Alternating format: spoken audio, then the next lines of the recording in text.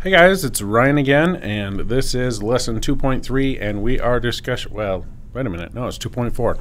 We are going to take a look at the Lasso tool in Adobe Illustrator CC.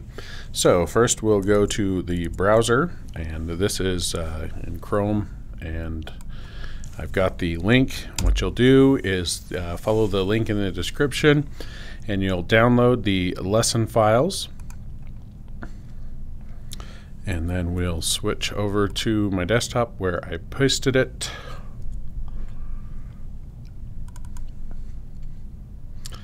Double click to open.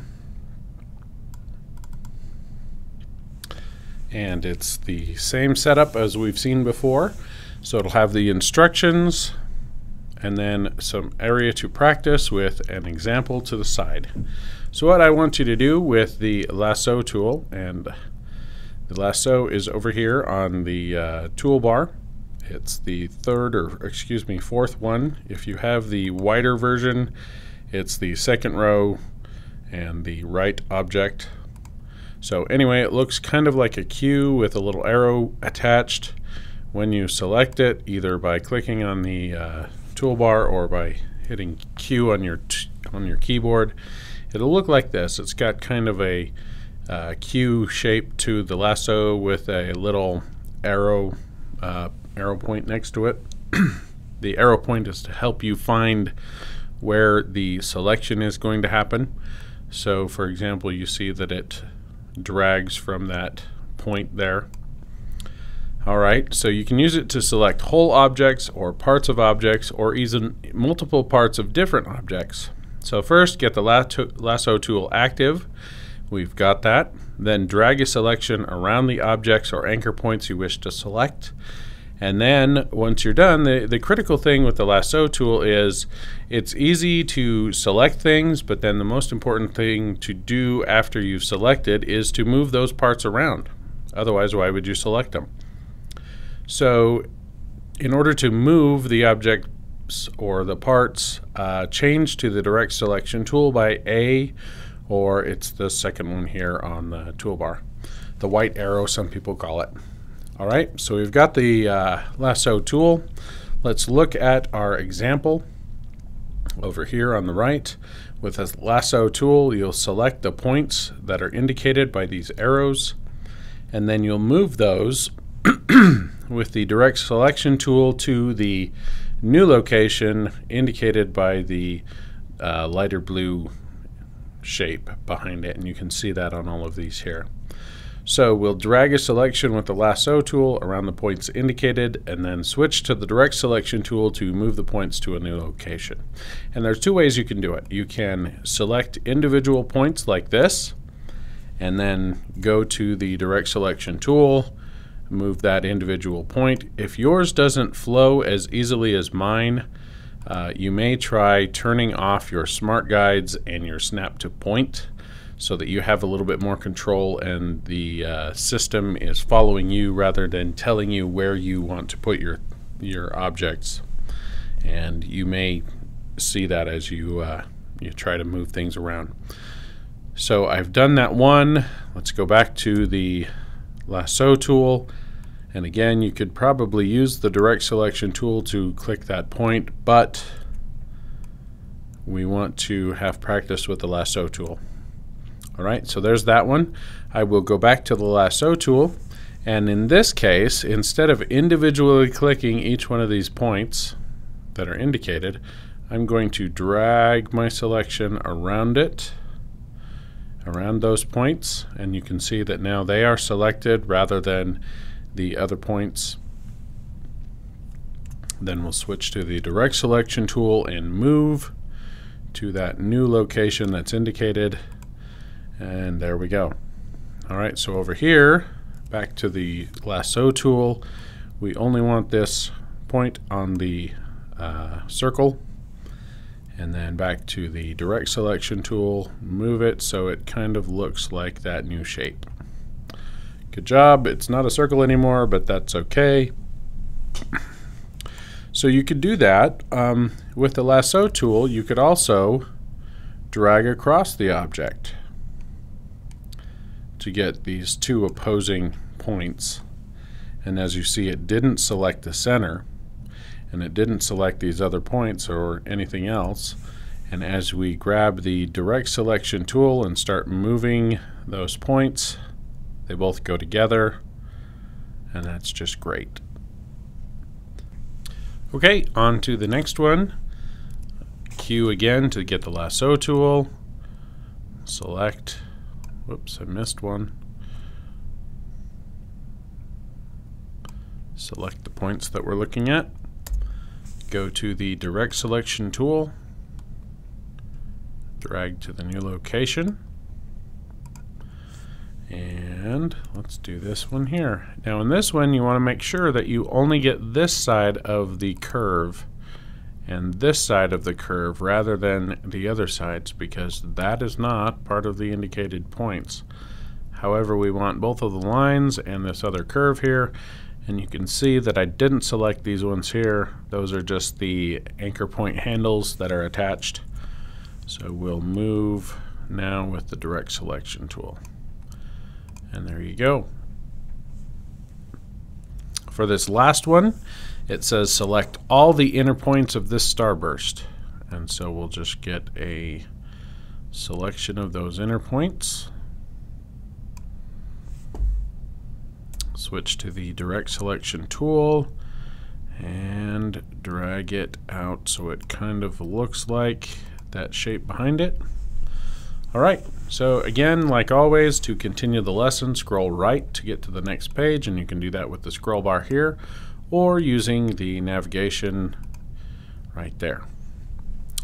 Okay, for this part, we're going to select different objects rather than just one object, and we will switch again with the direct selection tool to move those to the new location. But in this case, be prepared to make multiple steps, and I'll show you that when we get to it. So let's go back to the lasso tool, Q on the keyboard or over there on the toolbar, make a selection here, back to A for the direct selection tool. And again, remember, if you are used to the shortcut keys, it is possible to get to that direct selection tool a whole lot easier, and that is make sure that you have the direct selection tool first, so A, and then Q to bring up the lasso tool, and then anytime you hit Command or Control, you'll switch back to the direct selection tool. So I'll do that here for the remainder. So we select on the lasso tool these four bottom parts of these hexagons, and then we'll switch to the direct selection tool by holding down Control, and then we can drag them to make a new hexagon shapes. Okay, this one we may need to zoom in a little bit, so there's either Command or Control plus, or you can Command and Shift or Control and Shift to get the zoom tool like that. Or if you happen to have a scroll wheel on your mouse, if you hold down Alt and run that scroll wheel up and down, or down, you can zoom down to get closer to the object that you're looking to do. And again, to move the canvas, you can do that by holding down the space bar, and that changes to the hand. All these little tricks that you learn when you get into working with Illustrator. Okay, so here we go. We've got this part of the P. Whoops, I grabbed the E. I'm going to have to deselect and do that again. Okay, now we'll switch back to the direct selection tool and hold it as we drag it down. And if you want to make sure that you're in a straight line while you're moving, again, hold down Shift and it'll constrain it on that vertical. And there we go. So Command 0 or Control 0 will bring you back to fit the window, or excuse me, the artboard within the window. And we've changed the word cope into code. All right, so here we've got more multiple objects, and if we just grab all of these inside points and then switch back to the direct selection by holding down Control, and we can make now a checkerboard shape. Okay, this is one where you're going to have to do it in multiple steps. So you can either move these shapes into position or transform them first. I'm going to move into position. I'll show you why. I will drag around all 4 objects, and you can see that you can move multiple objects with the Lasso Tool, or excuse me, select multiple objects with the Lasso Tool and then move them. And I'm actually going to grab this point down here at the bottom with the direct selection to move them into place, and you can see that I've got most of these shapes in place, but whoops, I want just these tips of the circle-y weird shapes, kind of upside down apostrophes, and also this other circle, and then I can move everything down so that I've got 4 circles. This one is going to be similar. I'll select the entire object, move it over to where it needs to go on top of that lighter blue version, and as you can see, the inside hole, or excuse me, the inside circle needs to be placed over there. So I will deselect, and then I will select only that inside circle, and then using the direct selection tool, move it into place. And you know, it's not perfection here we're going for, it's practice. So keep practicing. If you're having trouble, undo a couple of times if you need to. Now this one is kind of tricky, and I'll show you why. I'm going to zoom in just a little bit and move down there so you can see it. So we've got this ellipse shape, and inside the ellipse shape is the word bad, B-A-D. I'm going to select that out because, as you can see, that needs to be moved next to the ellipse rather than inside the ellipse. So here we go. I've got it selected. I'm going to hold down Control and drag that shape out, but it'll do something that'll be kind of frustrating here. If you deselect, you can see that only one area maintained the style of the stroke. The other areas you can't tell where to select. So you've got 2 options. You can either guess it and just say, oh, it's somewhere up there, and hope that you can find it. And in that case, good job.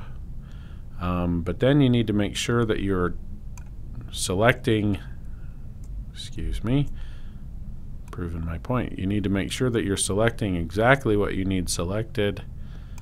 So here we go again. And I'm going to switch back to the direct selection tool, zoom in a little bit so I don't get those, accidentally get these curves, because that'll just change the corners. We don't want to do that. So I will just grab somewhere on this shape at the bottom which had a fill and a stroke around it. So you could either do it that way, or if you switch to Control Y or Command Y, then you can see in outline mode that there are these, the shapes are still there. So let's do that. And then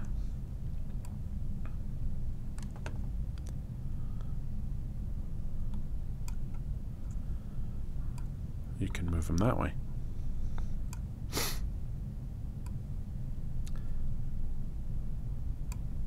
And then to get back to preview mode is Command Y or Control Y, and there it is.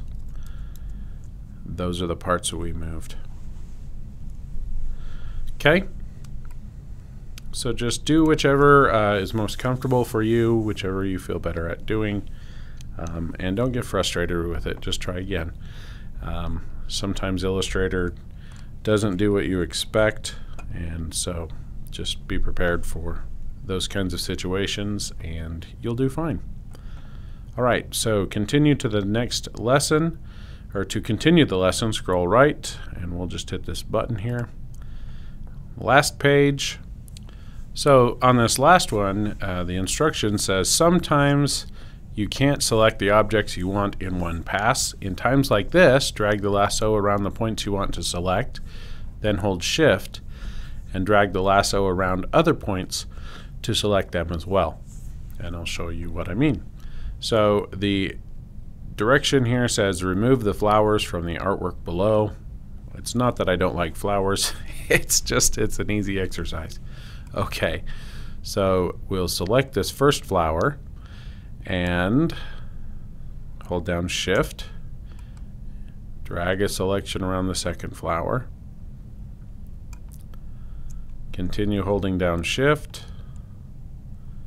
and get the third and the fourth. Now you can do as many as you want at a time, a whole row. You could do the whole block, or all 12 of them if you'd like. You could do just the dark ones, or just the white flowers, or just the blue flowers, or whatever you prefer.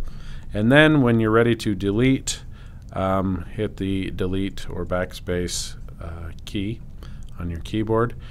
Now here's a hint. If you would like to, try selecting all of the flowers at once, or not at once, but all the flowers first, and then only hit delete once, and see if you can do that. So in that case, I'd just hold down Shift for each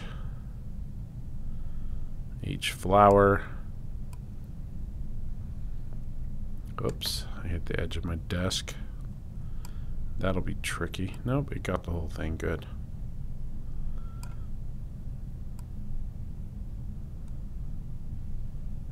And 2 more, you can do it.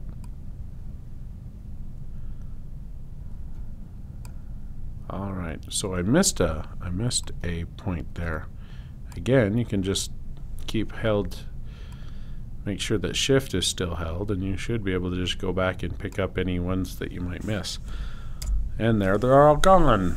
Okay, so do this as many times as you feel comfortable, as many times as you need to get comfortable, rather, with the Lasso tool, and I will see you on the next one. Thank you for watching.